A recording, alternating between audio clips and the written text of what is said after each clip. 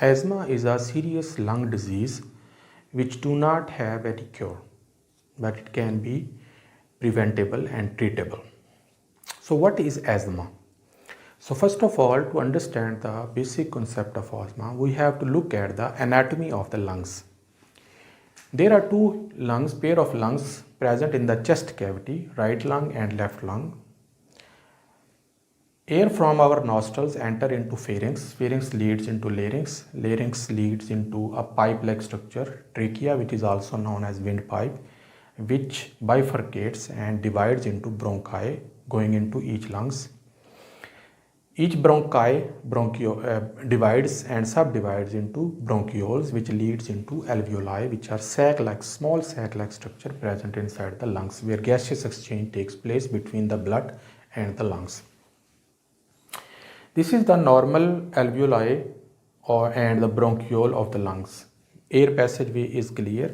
There is a wide opening and small amount of mucus is present. But when there is an attack of asthma, these air passageways constrict and they become like this one, asthmatic, and they become narrower. So there will be a difficulty in breathing. So that is what asthma is. So by definition, asthma is a severe paroxysm of difficult breathing due to the constriction of the air passageway present in the lungs due to any reason. After that paroxysm, there is a period of complete relief which can be taken by medication or by precautions. Then there is a recurrence of attack at shorter and longer period of time. So asthma never goes away. It has to be maintained, it has to be treated, it has to be judged every day.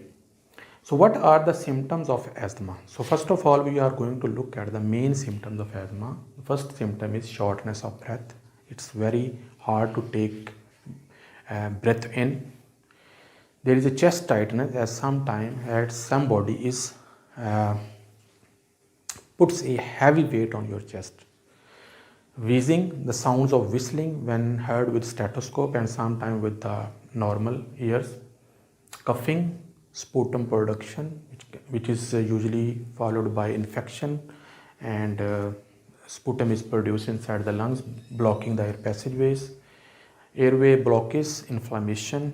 These are all the main symptoms of the